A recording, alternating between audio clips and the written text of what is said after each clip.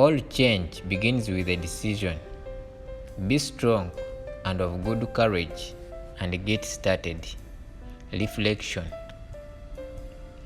This is the time of year when people seem to talk most about changing something they are doing, either doing it better or less, or more, or not at all.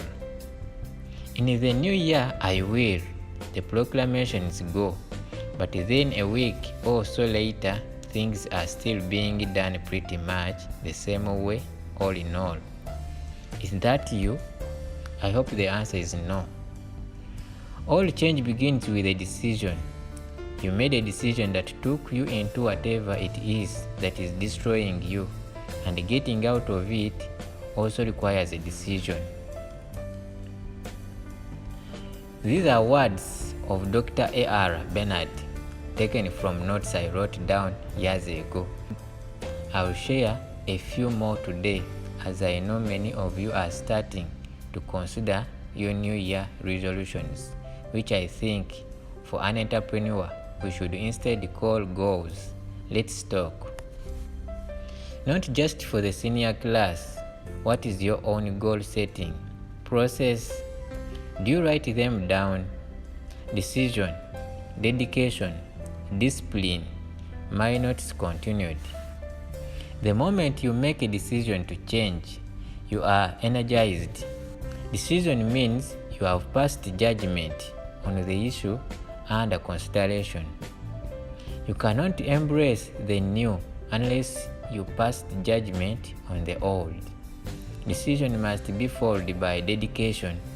In other words, you must be devoted to that change that you have decided to make in your life.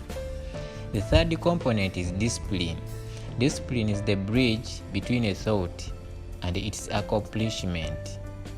What is the hardest part about discipline for you? Is it believing in yourself?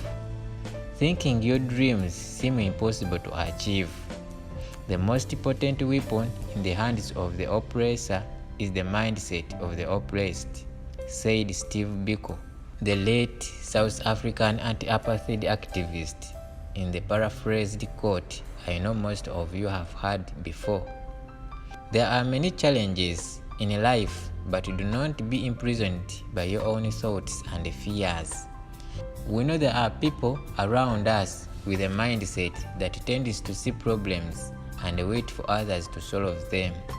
There are others, like many of you entrepreneurs on this page, with a problem-solving mindset even amidst huge challenges around you.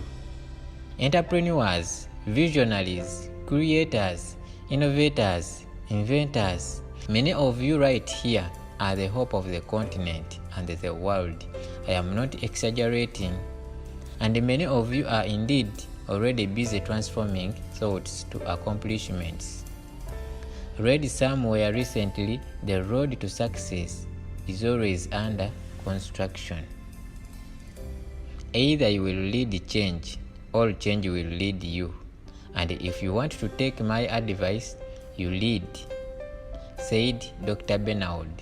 When change leads, it might take you where you do not want to go. Your ability to lead change will determine your success in life. Wisdom is in timing. When it comes to wisdom, it's not enough to know what to say or do in a situation, but also the timing to enable maximum impact. The Bible has a little tiny book called Esther. Throughout the book, there is a reference to God, and yet this little book is loaded with godly wisdom. Esther had a big crisis to deal with, and she knew exactly what she wanted, and she knew how to get it. What always intrigued me, though, was her approach to timing. I call it the wisdom of timing. For instance, if you approach someone when they are upset or distracted, they are not likely to give you the attention you need. So wait. Keep looking for the wisdom of timing. For instance, whenever I post about Leah Sharibu, it's not the time to ask for help with your business. Just wait a few days for the wisdom of timing. Show me a crisis and I will show you an opportunity to wisely lead change that was not taken until that crisis finally emerged. This can be in business or even in politics. Seize every opportunity to wisely lead change and do not procrastinate until you have a crisis on your hands. Anon. Discernment is not a matter of simply telling the difference between right and wrong. Rather, it is telling the difference between right and almost right. Charles Spurgeon. You are never too old to set another goal or to dream a new dream. Wrote by C.S. Lewis. You are also never too young. There is no beginning too small. Henry David.